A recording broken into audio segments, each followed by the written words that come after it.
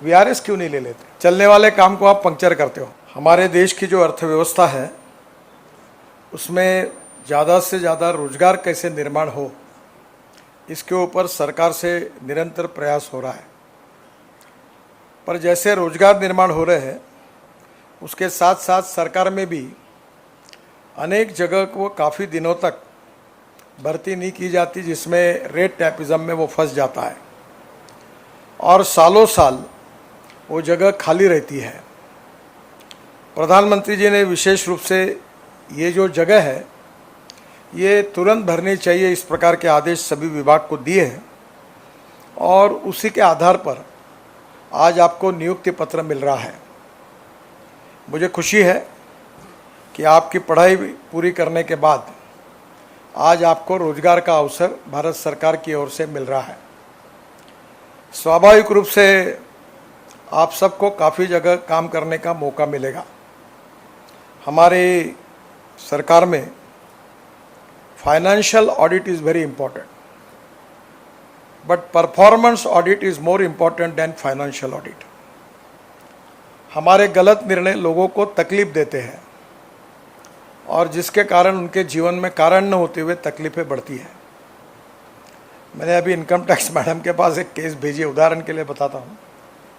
उन्होंने एक फ्लैट खरीदने के लिए बैंक से लोन लिया, पति पत्नी ने दोनों, पर वो लोन में एक एंट्री हुई एक नहीं हुई, तो इनकम टैक्स में उसको इनकम करके ऐड करके उसके ऊपर टैक्स लगा दिया 40 लाख रुपए। वो पहले ही लोन का हफ्ता दे नहीं सकता, जबकि उसको टैक्स लगा, क्योंकि वो वेरीफाई करते हैं तो पता चल जाता कि ये बैंक से आए हुए लोन की अमाउंट उसके बिल्डर को गई है, वो ऐड हुई है।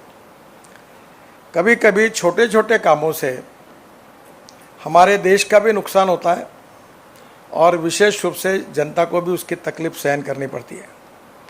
और इसलिए आप सब लोग अब सरकार की नए रोजगार में जा रहे हो तो मैं आग्रह से कहूँगा कि आपके performance audit is more important. कुछ लोग ऐसे होते हैं वो केवल कानून की बात करते हैं, पर कानून का अर्थ होता है कि there is a difference between letter and spirit, और कानून के स्पिरिट को जो नहीं समझते हैं वो काम नहीं कर सकते। मैं बहुत लोगों को, अच्छे अच्छे अधिकारी को कहता हूँ कि आप वीआरएस क्यों नहीं ले लेते? आप डिपार्टमेंट में आएंगे नहीं तो भी हमारा काम ज़्यादा गति से होगा। आप आकर तकलीफें बढ़ती है, चलने वाले काम को आप पंक्चर करते हो। तो स्वाभाविक रूप से positivity, transparency, corruption free system and time bound decision making process, ये आपके करियर में आप जरूर याद रखिए। मैं अक्सर कहता हूँ I like people who can get the things done. हमारे एक बहुत बड़े अधिकारी है मेरे डिपार्टमेंट में, आईआईटी इंजीनियर है। कोई भी फाइल गए कि 3 महीने अध्ययन ही करते हैं। तो मैंने उनको बुलाकर कहा कि ये रिसर्च और ट्रेनिंग इंस्टीट्यूट है, उसके डायरेक्टर बन जाओ, यहाँ तुम्हारी ज़रूरत नहीं है। आपने एक बार गलत निर्णय किए तो भी चलेगा अगर आपका इंटेंशन साफ है और मिस्टेक्स बोनाफाइड है तो, पर निर्णय नहीं करना, फाइल को 3-3, 4-4 महीने दबा के रखना, ये बात ठीक नहीं होती। और इसलिए आज आप सरकार में आपके करियर की नई शुरुआत करने वाले हो तो आप बहुत अच्छी तरीके से सरकार में काम करिए और काम करने में निश्चित रूप से आपको भी एक सेटिस्फैक्शन मिलेगा और वो सेटिस्फैक्शन आपको और अच्छी काम करने की प्रेरणा देगा। वैसे मैं तो अक्सर लोगों को कहता हूँ कि नौकरी मांगने वाले नहीं, नौकरी देने वाले बनो।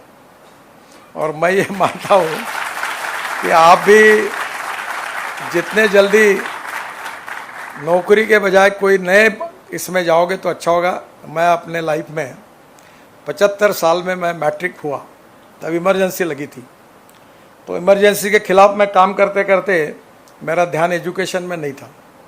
तो मेरे बहुत इच्छा थी कि इंजीनियरिंग कॉलेज में मैं एडमिशन लूँ, पर मुझे 52% मार्क मिले और साइंस ग्रुप में 49.26 मिले और मुझे इंजीनियरिंग की एडमिशन नहीं मिली। मुझे बड़ा इसका दुख होता रहा कि मुझे एडमिशन नहीं मिली इंजीनियरिंग कॉलेज में। पर आज मैं इतना विद्वान भी नहीं हूँ सर, मुझे 6 डिलीट मिली है। 4 एग्रीकल्चर साइंस की मिली है और 2 एक गलगोटिया यूनिवर्सिटी और एक एसबीएम यूनिवर्सिटी तमिलनाडु की, उनकी मिल गई। तो मुझे कभी कभी, मैं अभी भी अपने को डॉक्टर नाम लगाता नहीं हूँ। वो इसलिए लगाता हूँ नहीं कि मुझे सीरियसली ये फील होता है कि ये लगाने के लायक मैं नहीं हूँ। तो मैं आपको यही बताता हूँ कि उच्च विद्या विभूषित होना और सुसंस्कृत होना, इसमें फ़र्क है। अभी मैं आ रहा था, ये अधिकारी बैठे थे, एक पति पत्नी रॉबनवे से जा रहे थे। मैंने गाड़ी रोकी, मेरे साथ मेरी 25-30 गाड़ी है, सब रुकी, और मैंने बोला बुलाया उसको, मतलब आप कितने पढ़े लिखे हो, आपको समझता नहीं, रॉन्ग साइड क्यों जा रहे हो? हमारे यहाँ रोज़ मैं एक्सीडेंट गिनता हूँ, 1.5 लाख लोग मर रहे हैं एक साल में, और 18 से 24 वयोगट में 60% है। अभी बैंक ऑफ महाराष्ट्र के एमडी है, उनका MBBS MD लड़का पुणे में एक्सीडेंट में चला गया। तो मुझे ये लगता है कि जो पढ़े लिखे लोग हैं वो कानून का पालन भी करें, और इसलिए आप एक सुसंस्कृत, एजुकेटेड और रिस्पॉन्सिबल सिटीजन के रूप में आपके सर्विस में लोगों की सेवा भी करिए, और परफॉर्मेंस ऑडिट जब होगा तब निश्चित रूप से आपका नाम ऊपर आएगा। इसके लिए आप परफॉर्मेंस के तरफ भी ध्यान रखिए, qualitative performance is very important. और मैं मानता हूँ कि नॉलेज ये बड़ी पावर है। तो आपको मेरी बहुत बहुत शुभकामनाएं हैं, शुभेच्छाएं हैं, और प्रधानमंत्री का ये सपना है कि आप जैसे लोगों को जीवन में तुरंत रोजगार मिले।